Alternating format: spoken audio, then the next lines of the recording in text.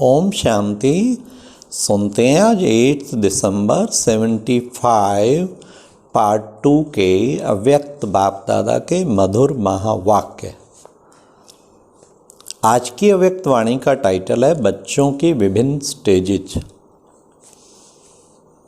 आज की मुरली में बाबा ने संपूर्णता की परख क्या है। दूसरा, चक्कर लगाते समय बाप दादा ने 3 प्रकार के कौन से बच्चों को देखा। तीसरा, खुशी के झूले को झुलाने के लिए बच्चे कौन सा आधार लेते हैं। और लास्ट समय में कौन सा नशा होना चाहिए। अब सुनते हैं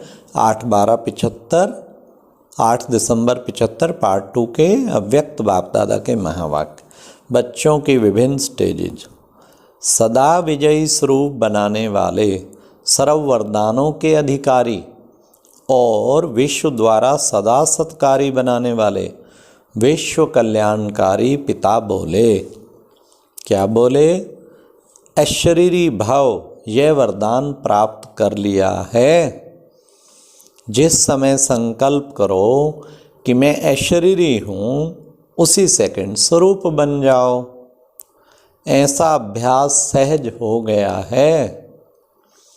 सहज अनुभव होना यही संपूर्णता की निशानी है। कभी सहज, कभी मुश्किल, कभी सेकंड में तो कभी मिनट में या और भी ज़्यादा समय में अशरीरी स्वरूप का अनुभव होना अर्थात संपूर्ण स्टेज से अभी दूर है। सदा सहज अनुभव होना यही संपूर्णता की परख है।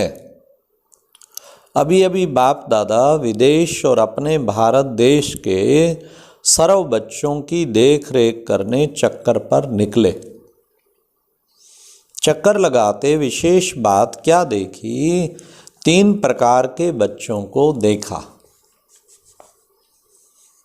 नंबर 1, ज्ञान रत्नों और याद की शक्ति के द्वारा सर्व शक्तियों को स्वयं में संपन्न करने वाले निरंतर चैतन्य चात्रक, जो हर सेकंड लेने वाले अर्थात धारण करने वाले, जिन्हें सिवाय प्राप्ति के या स्वयं को संपन्न बनाने के और कोई लगाव नहीं। रात है अथवा दिन है, लगन एक रस है।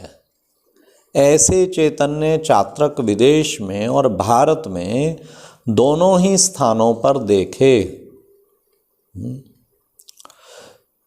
दूसरा, सर्विस की लगन में मगन, दिन रात सर्विस के प्लान्स बनाने में व्यस्त, सर्विस के फल स्वरूप स्वयं में खुशी का अनुभव करने वाले, लेकिन सर्व शक्तियों का हर संकल्प में माया जीत बनने की शक्ति व अशरीरी भाव के वरदान की प्राप्ति का अनुभव करने में सदा एकरस स्थिति नहीं। खुशी का अनुभव विशेष लेकिन शक्ति का अनुभव कम करने वाले, नॉलेजफुल का अनुभव ज़्यादा और पावरफुल का अनुभव कम करने वाले, ज्ञान का सुमरण ज़्यादा समर्थी स्वरूप कम, ऐसे बच्चे भी देखे। तीसरा, दिन रात मंजिल को सामने रखते हुए, संपूर्ण बनने की शुभ आशा रखते हुए, सदा पुरुषार्थ में व्यस्त, पुरुषार्थ में समय ज़्यादा और प्राप्ति के समय कम अनुभव करने वाले, किसी न किसी समस्या का सामना करने में ही ज़्यादा समय लगाने वाले, मुश्किल को सहज बनाने में लगाने वाले, ऐसे बच्चे बहुत समय युद्ध स्थल में ही स्वयं को अनुभव करने वाले हैं। अतीन्द्रिय सुख के झूले में अर्थात प्राप्ति के अनुभव में कम समय रहने वाले, ऐसे भी बहुत देखे।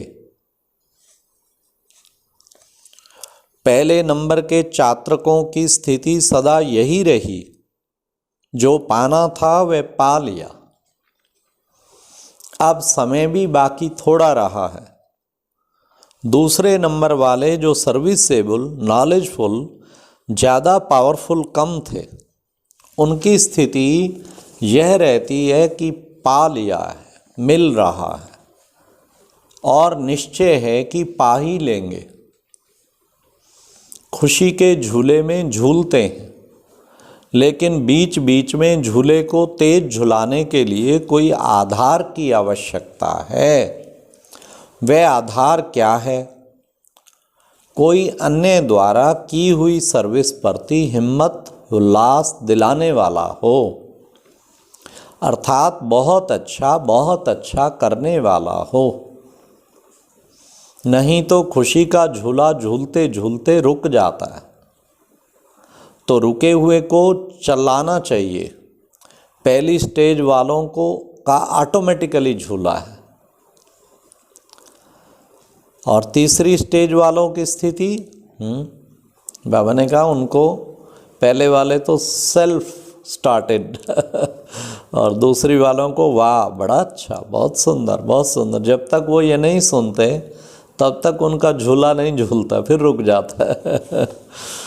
बाबा ने कहा पहले वाले ऑटोमेटिक झूला है और दूसरी वालों को चलाना पड़ता है।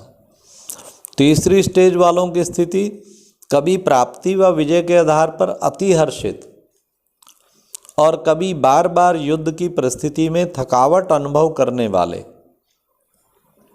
किसी न किसी साधन के सहारे पर स्वयं को थोड़े समय के लिए खुश अनुभव करने वाले,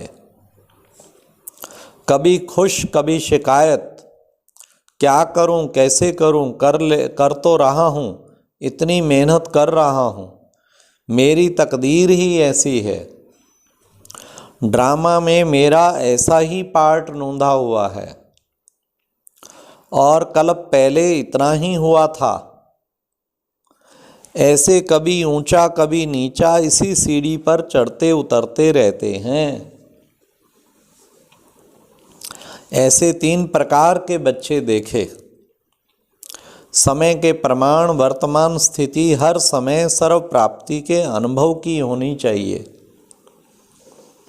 अब यह लास्ट समय युद्ध में नहीं, लेकिन सदा विजयीपन के नशे में रहना चाहिए।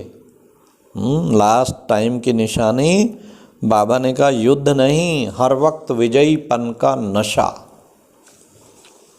क्योंकि बाप ने सर्व शक्तियों का मास्टर बना दिया है, स्वयं से भी श्रेष्ठ प्राप्ति का अधिकारी बना दिया है। ऐसे मास्टर व सर्व अधिकारी दूसरी व तीसरी स्टेज के अनुभव में नहीं, लेकिन फर्स्ट स्टेज के अनुभव में रहनी चाहिए। विदेशी ग्रुप जो लास्ट इज फास्ट कहलाते हैं और फास्ट इज फर्स्ट कहा जाता है, तो जो भी विदेशी ग्रुप आया है वह सब फर्स्ट स्टेज वाले हो ना। बाबा पूछ रहे हैं फर्स्ट स्टेज वाले ना। फर्स्ट स्टेज अर्थात सदा अनुभवी मूर्त, हर सेकंड अनुभव में मगन रहने वाले, ऐसा है ना। कभी और अभी कहने वाला नहीं, कभी यह होता है कभी वह होता है, यह नहीं, सदा एक के रस में रहने वाले और एक के द्वारा सर्व अनुभव पाने वाले, उसको कहा जाता है फर्स्ट। बाप दादा को भी ऐसे लास्ट सो फास्ट वाले बच्चों पर नाज है। हर एक के मस्तक की तकदीर की लकीर बाप दादा तो देखते हैं ना, कि हर एक बच्चे का भविष्य क्या है।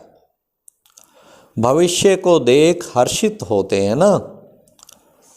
अभी के आए हुए ग्रुप में भी अच्छे उम्मीदवार बच्चे हैं, जो विश्व के दीपक बन बाप समान अनेकों को रास्ता बताने के निमित्त बनेंगे।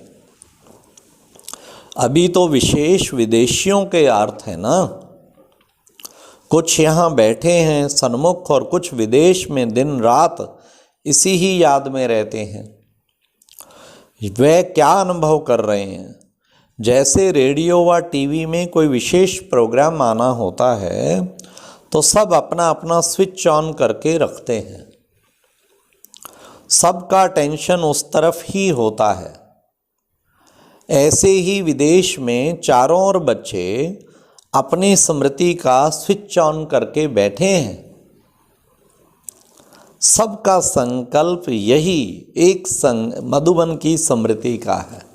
पहले पहले जब बाबा आते थे, ये मुरली तो 75 की है, उस वक्त ये इंटरनेट फैसिलिटी ऐसी नहीं थी कि बाबा मधुबन में आए तो सारा विश्व देख लेवे। लेकिन उस टाइम जब पार्टी जाती थी विदेश से भी भारत में, वो फिक्स टाइम जो बाप दादा मिलन का, उस टाइम सारे ऐसे योग में बैठे होते थे, टकटकी लगा के अपने देश में, जैसे विजुलाइज कर रहे होते थे हम भी सन्मुख हैं, पावर प्राप्त कर रहे हैं। मुरली तो पहले ईमेल थी नहीं, तो बाद में आती थी, लेकिन पर उस टाइम भी विजुलाइज करके बुद्धि सबकी वहीं टिकी होती थी। तो वही बाबा कह रहे हैं कि बच्चे, सबका टेंशन उस एक तरफ ही होता है। ऐसे ही विदेश में चारों ओर बच्चे अपनी स्मृति का स्विच ऑन करके बैठे हैं। सबका संकल्प यही एक मधुबन की स्मृति का है। दूर होते हुए भी कई बच्चे बाप को इस संगठन में सन्मुख दिखाई देते हैं। अच्छा, ऐसे साकार रूप में सन्मुख बैठने वाले व आकारी रूप में बुद्धि योग द्वारा सन्मुख बैठे हुए, ऐसे सदा विजयी स्वरूप अतीन्द्रिय सुख के झूले में झूलने वाले, प्राप्ति स्वरूप सर्व वरदानों के अधिकारी, विश्व द्वारा सदा सत्कारी और विश्व प्रति सदा कल्याणी, ऐसे विश्व के दीपकों को बाप दादा के दिल तख्त नशीन बच्चों को बाप दादा का याद, प्यार और नमस्ते। तो प्यारे बाबा ने इस मुरली में कितना सुंदर बताया। संपूर्णता की परख 1 सेकंड में अशरीरी हो जाना, और इसका अभ्यास करें। बीच बीच में 5 मिनट ऑर्डर दें, बिल्कुल अशरीरी हो जाएं। बाबा ने कहा रूहान की स्टेज भी नहीं और अव्यक्त स्टेज भी नहीं, एकदम अशरीरी हो जाएं, बीज रूप अवस्था।